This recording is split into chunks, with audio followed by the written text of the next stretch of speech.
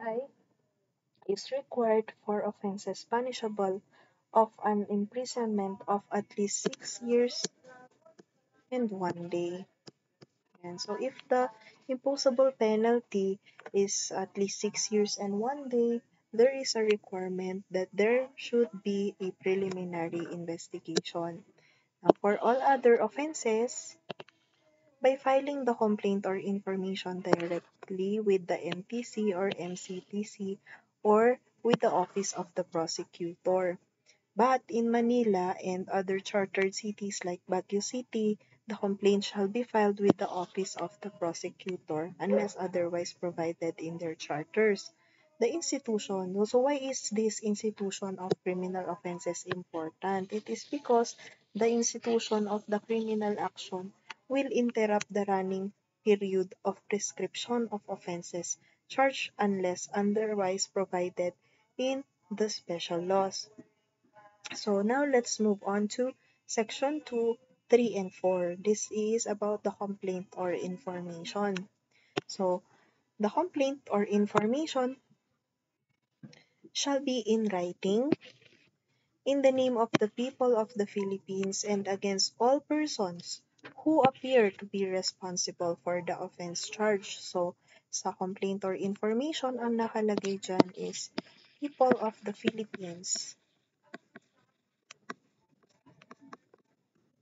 versus Juan de la Hoz. Ayan. Because this is a criminal action, no? So, let us define a complaint. A complaint is a sworn statement charging a person with an offense subscribed by the offended party, any peace officer or other public officer charged with the enforcement of the law violated. On the other hand, an information, here section 4, is an accusation in writing charging a person with an offense subscribed by the prosecutor and filed with the court. And so before we proceed in the distinct in the distinction of a complaint and information, we have to know that the complaint and information is in the name of the people of the Philippines. Why is that so? Because it is an outrage of against the sovereignty of the state. Yan, outrage kasi siya against sovereignty. That's why ang kalaban ng akusado dito ay ang buong sambayanang Pilipino. So now let's distinguish a complaint versus an information.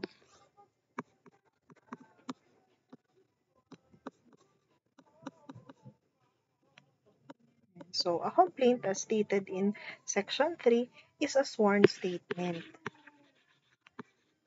and charging a person with an offense, while an information is an accusation. In writing also, charging a person with an offense. Sa complaint, sino ang nakapirma? Ang nakapirma sa complaint ay the offended party, any peace officer, or a public officer charged with the enforcement of law violated. No? While in the information, ang nakapirma dito ay ang prosecutor. But we have to take note na merong iba-ibang klase kasi ng prosecutor. We have the state prosecutor and also we have the regional prosecutor, city prosecutor, or provincial prosecutor.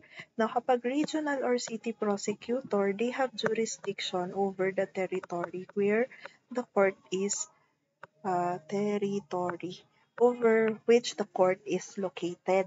Sa state prosecutors naman and their assigns, they have a national jurisdiction. So dito, they have national jurisdiction. National jurisdiction. And also for crimes for which a task force was created. No, and those venues were transferred for the prevention of the miscarriage of justice and those assigned by the Department of Justice Secretary. Yan. So, Now let's move on to section 5. Now, section 5, mahaba siya, no? But it talks about private crimes. Yan, di ba? Ang haba niya. But this talks about private crimes.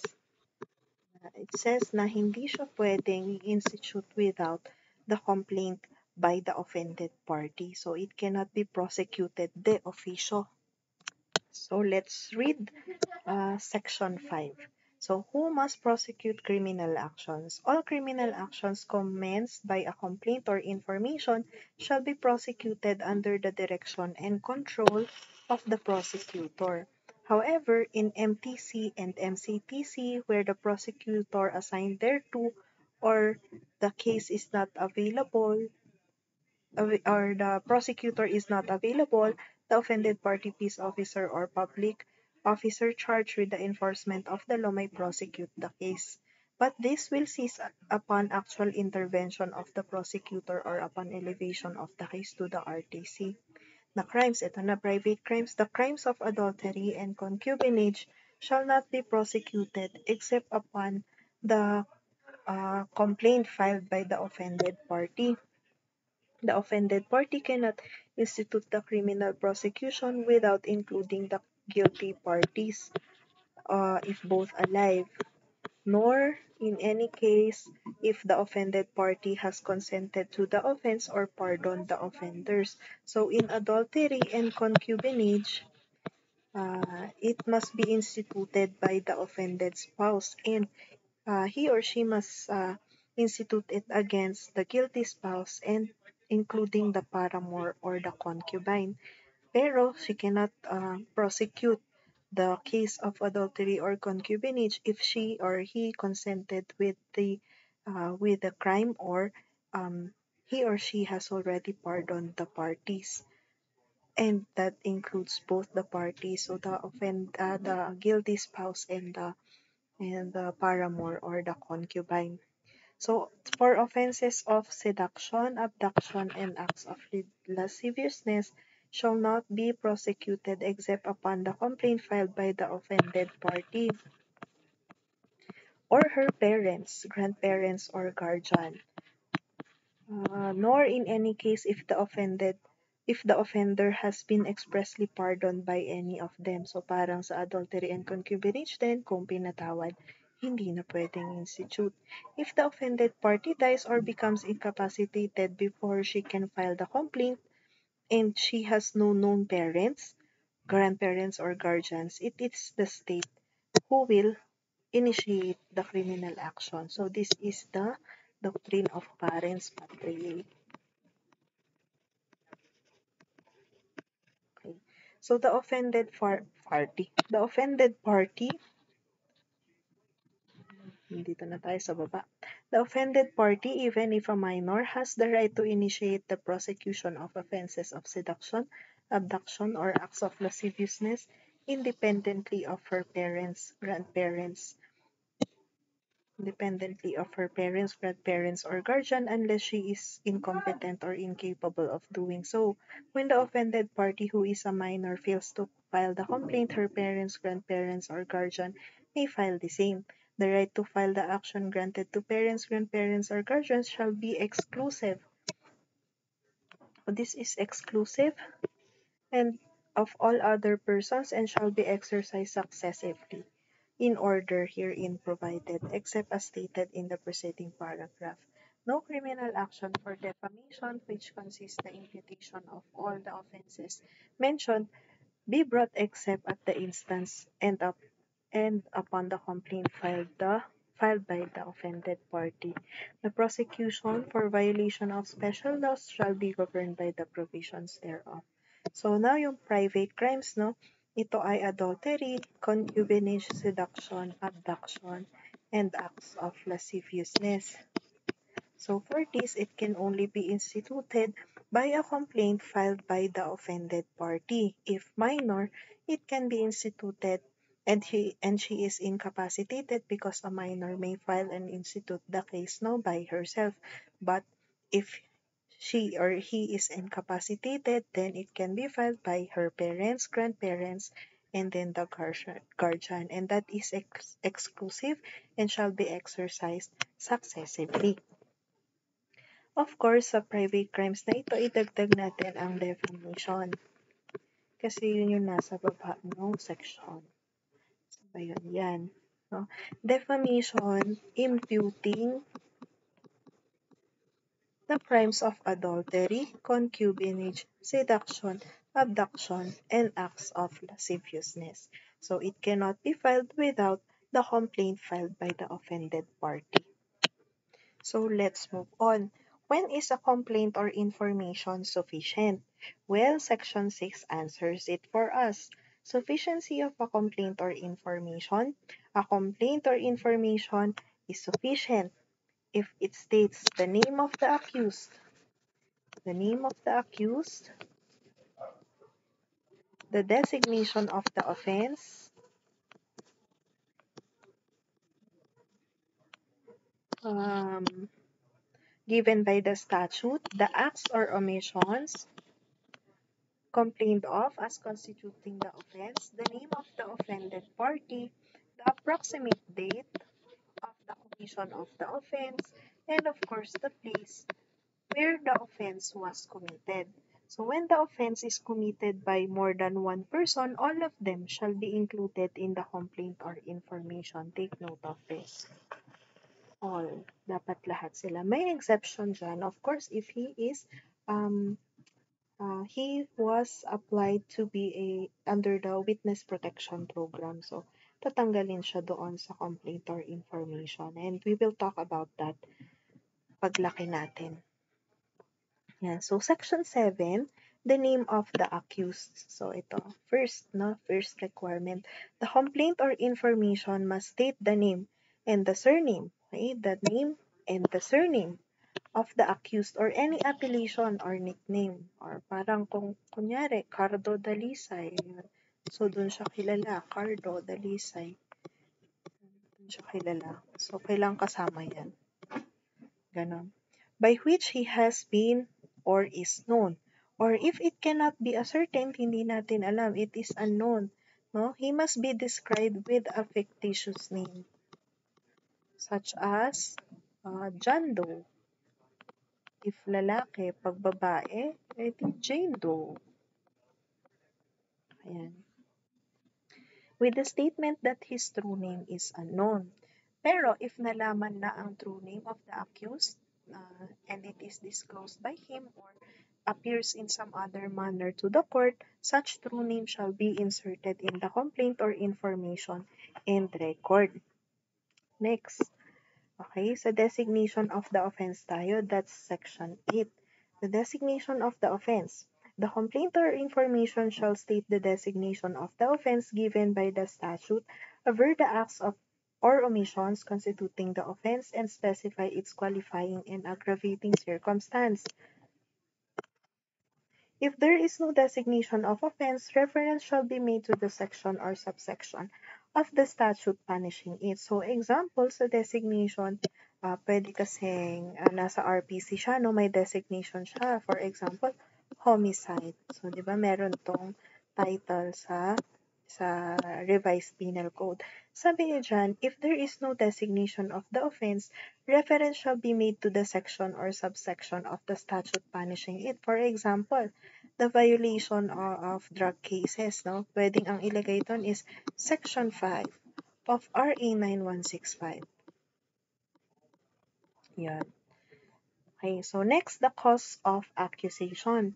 The acts or omissions, here na tayo sa pangatlo, the acts or omissions complained of as constituting the offense and the qualifying and aggravating circumstance must be stated in ordinary and concise language and not necessarily in the language used in the statute, but in terms sufficient to enable a person of common understanding to know what the offense is being charged, as well as its qualifying and aggravating circumstances, and for the court to pronounce the judgment. Okay, so next, section 10 na tayo. Section 10 is the place of the commission of the offense. The complaint or information is sufficient if it can be understood from its allegations that the offense was committed or some of its essential ingredients occurred at some, pwede namang essential requisites, no? Okay, occurred at some place within the jurisdiction of the court unless the particular place was where it was committed constitute an essential element of the offense or is necessary for its identification. Okay, so let's move on, no? Nasa section 11 na tayo, the date of the commission of the offense. So it is not necessary to state in the complaint or information the precise date the offense was committed, except when it is material ingredient to the offense. The offense may be alleged to have been committed on the date as near as possible to the actual date or of its commission. Kaya ang nilalagay natin sa complaint or information on or about February 13, 2025. Ganon. On or about. Ayan. Except kapag it is an essential ingredient of the offense. Ang example dyan ay infanticide. Kasi 'di ba 3 days infanticide. Okay. Dapat less than 3 days para infanticide ang maikaso mo. Ayan. So, kailangan yung exact date. Ayan. So, next na requirement for the sufficiency of the complaint or information is the name of the offended party. So the complaint or information must state the name and surname of the person against whom or against whose property the offense was committed or any appellation or nickname by which such person has been or is known. If there is no better way of identifying him, he must be described under a fictitious name. In offenses against property, if the name of the offended party is unknown, the property must be described with such particularity as to properly identify the offense charge. If the true name of the person against whom or against whose property the offense was committed is thereafter disclosed or ascertained, the court must cause the true name to be inserted in the complaint and the record. If the offended party is a juridical person, it is sufficient to state its name or any name of or designation by which it is known or by which it may be identified without the need of averring that it is a juridical person or that it is organized in accordance with law. So, yung mga juridical person kasi natin, di ba, they were given separate juridical personality. So, there is no need to aver that it is a juridical person. Ilagay na lang kung ano yung name na it is identified. Ano ba ang example? PLDT versus Juan de la Cruz. Mga ganun. Okay, so I went back to this, no, yung sufficiency of the complaint or information because we have to know why is this important? Why do we need to comply with this sufficiency? This is to comply with the right of the accused to be informed of the nature and cause of the accusations against him. No, kasi right niya yun. So we have, kung tayo ang magpo-prosecute, no, we have to comply with the sufficiency of the complaint or information. Okay, so let's move on. Duplicitous. Okay, duplicity of the offense.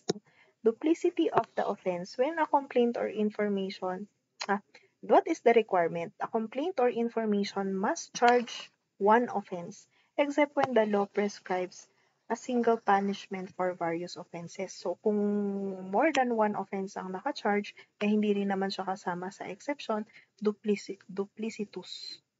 Duplicitous siya. Okay, so, amendment or substitution. Ayan. So, a complaint or information may be amended in form or in substance without leave of court at any time before the accused enters his plea. After the plea and during the trial, a formal amendment may only be made with leave of court and when it can be done without causing prejudice to the rights of the accused. However, any amendment before plea which downgrades the nature of the offense charge or excludes any accused from the complaint or information can be made only upon motion of the prosecutor with notice to the offended party and with leave of court. The court shall state the reason in resolving the motion, and copies of its order shall be furnished to all parties, especially the offended party. If it appears at any time before judgment that a mistake has been made charging the proper offense, the court shall dismiss the original complaint or information upon the filing of new one charging the proper offense in accordance with Section 19 of Rule 119, provided that the accused shall not be placed in double jeopardy. The court may require the witness to give bail for their appearance at the trial. So, amendment may be substantial or formal, no? Sabi niya dyan, amendment. Amendment. So, pwede siyang substantial at pwede rin siyang formal. Pwede rin with leave of court, pwedeng without leave of court. No, so how would we know if it is substantial? So if the amendment changes the nature of the offense or it affects the jurisdiction of the court, it is a substantial amendment, no? So merong affects the jurisdiction, or it changes the nature of the offense. Or if not, it merely affects the penalty, it is just a formal amendment. Kung penalty lang naman, edi formal amendment lang yan. So example, the prosecution would like to amend the information to include the generic aggravating circumstance of dwelling, nighttime, and sex. So it is only a formal amendment because the crime is still homicide. But if the prosecution would like to amend the information to include a qualifying aggravating circumstance like abuse of superior strength, treachery, ganyan, it becomes substantial amendment because the nature has been changed. Kasi di ba pag yun ang nilagay mong qualifying aggravating circumstance, homicide, tas may treachery, it changes the nature of the offense to murder. So that is already a substantial amendment. No? Pag yung mga i-add mo lang yung nighttime, ganyan, it will just add a penalty. It's just a formal amendment. So now, let's summarize this, yung mga sinasabi niya dito. Yan. Yung mga rules. Yan. So, amendment, pwedeng apat kasi yan. No? Dalawang before plea, dalawang after plea. So, first, before plea. Ayan. So, wala pa, hindi pa siya nag-plea ng guilty or not guilty. Before plea, if the complaint or information, before plea, the complaint or information can be amended as to form and substance. So, pwede ang formal amendment at pwede ang substantial amendment without leave of court. Without leave of court. Another, before plea pa din, kapag the purpose is to downgrade the nature of the offense o kaya naman to exclude an accused from the complaint if there are multiple accused, ano? Syempre kung iisa lang siya and exclude mo siya, di wala ng case. So kung multiple lang yung accused and you will be excluding one accused from the complaint, now this shall be with leave of court by the motion of the prosecution with notice to the offended party. So with notice to the offended party, and of course with leave of court na yan.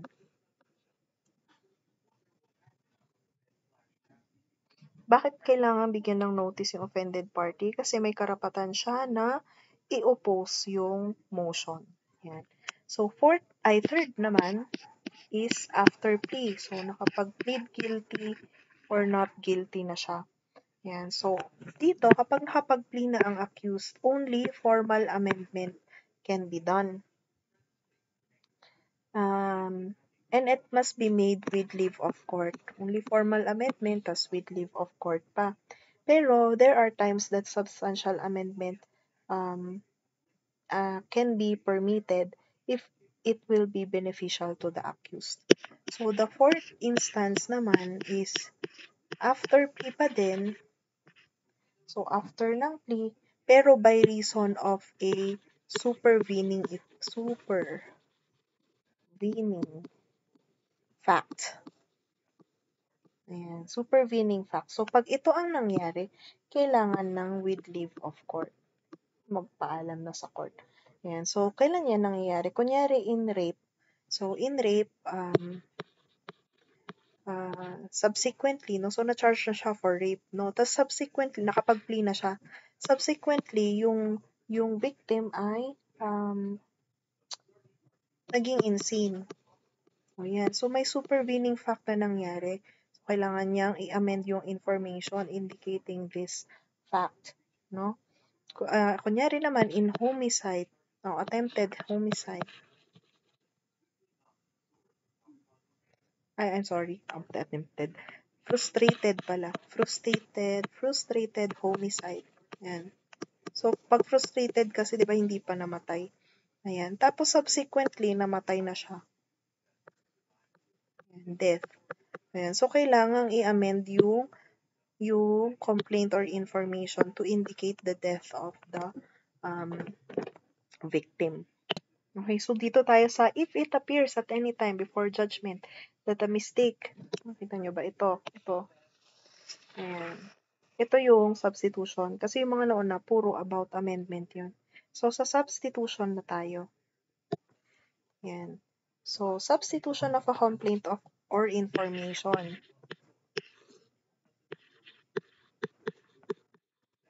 If it appears at any time before the judgment that a mistake has been made charging the proper offense and the accused cannot be convicted of the crime charge, the court should allow the substitution and allow the filing of a new one charging the proper offense. For example, People of the Philippines versus X. So, ang case ay theft. Ayan. So, based on evidence, the crime committed was estafa. So, hindi napatunayan yung theft, pero estafa. Estafa ang napatunayan. Ayan. So, may the accused be convicted of estafa or theft? Or yung theft na nasa information? Of course not. Hindi pwede. Ayan. So, because it will violate the right of the accused to be informed of the accusations charged, of the nature and cause of the accusations charged against him. So, if it appears at any time, ganito sitwasyon, that a mistake has been made in charging the proper offense before the judgment, no? Ang gagawin nila ay the court should dismiss the original. So, ito, i-dismiss ito ng court, yung theft, the original information, and allow the prosecution to file a new one charging the proper offense. Yun. So, in amendment kasi, dito sa amendment, pag-amendment, the offense charge is either included in the other offense. So, parang homicide, magiging murder. Ayan. O kaya murder, magiging homicide. So, you're just amending it, either formal or substantial, no? However, in substitution, the offense are entirely different. That is why the accused cannot be charged and there is no double jeopardy sa ganitong case. So, tandaan lang tong example na to. Yaan ang substitution, no? So, kung pareho dyan, yan, kung iba mang case at pareho dyan, hindi talaga ma-prosecute ang ating accused dahil nga mali, may mistake. Tapos before judgment, ang pwedeng gawin ay substitution. So, let's move on. Dito tayo sa place where action is to be instituted. So, ito ay jurisdiction over the territory. Now, subject to the existing laws of the criminal action, the criminal action shall be instituted and tried in the court or the municipality or territory where the offense was committed or where any of its essential ingredients occurred. So, kung saan ginawa or any of its essential ingredients. 2. Yan. When the offense is committed in a train, aircraft, or other public or private vehicle, while on the course of its trip, the criminal action shall be instituted and tried in the court of any municipality or territory where such train, aircraft, or other vehicle passed during its trip, including the place of its departure. Example dito sa aircraft and public or private vehicle. No, kunyari, if a bus is leaving Baguio City with a destination in Pasay, the bus had a stopover in season for 30 minutes and the passengers went out, of course, kakain, ganyan. But a fight was committed and by the passengers and that led to the death of another passenger. So may the case be filed with the courts of Baguio kung saan daw ang kanyang place of departure. Yun, kasi sabi pwede place of departure, di ba? Yan, place of departure and arrival o sa Pasay. Ganon, nag-stop over sa season. The answer is no. Bakit? Because the bus was not in the course of its trip. Remember, kailangan in the course of its trip, no? At the time, no? So kung in the course of its trip, no, bumabiyahe siya, and tapos sa loob ng bus nangyari ang krimen. So anywhere where the vehicle passed during its trip, including the place of departure and arrival, shall be the will have the jurisdiction over the offense. Yan. So dito na tayo sa third. Yan. Where an offense is committed on board a vessel in the course of its voyage, the criminal action shall be instituted and tried in the court of first port of entry for any municipality or territory where the vessel passed during such voyage, such subject to the generally accepted principles of international law. So, for example, if a if a vessel like MV Princess, mga ganon-ganon, and the port of departure is Manila and it is on its way to Cebu, and the crime is committed while the vessel is in the course of its voyage. Can you file the case in the proper court of Manila, yun yung port of departure? No. Kasi wala naman dyan sinabi na port of departure. Remember, yung place of departure pwede lang yun sa train, aircraft, and public or private vehicles. Sa mga ganyan vessel, the court of the first port of entry or any municipality or territory where the vessel passed. So doon pwedeng i-file ang case na nangyari sa loob ng vessel. So fourth, crimes committed outside the Philippines but punishable under the Revised Penal Code Article 2 shall be cognizable by the court where the criminal action is first filed. Kasi nga hindi siya nangyari dito sa loob ng Pilipinas, 'di ba? Yung Article 2 of the Revised Penal Code, yun yung mga nangyari outside of the Philippines. Pero the Philippines has jurisdiction pa din. Sabi doon sa territoriality principle yun eh, no? So kung saan unang na-file yung action, yun na ang magko-cognize nung action. Yan, section 16 na tayo. The last section in Rule 110. The intervention of the offended party in criminal action. So where the civil action for recovery of civil liability is instituted in the criminal action pursuant to Rule 111, the offended party may intervene by counsel in the prosecution of the offense. Yan. So ito, pag-usapan na lang natin ito sa Rule 111 in the next video.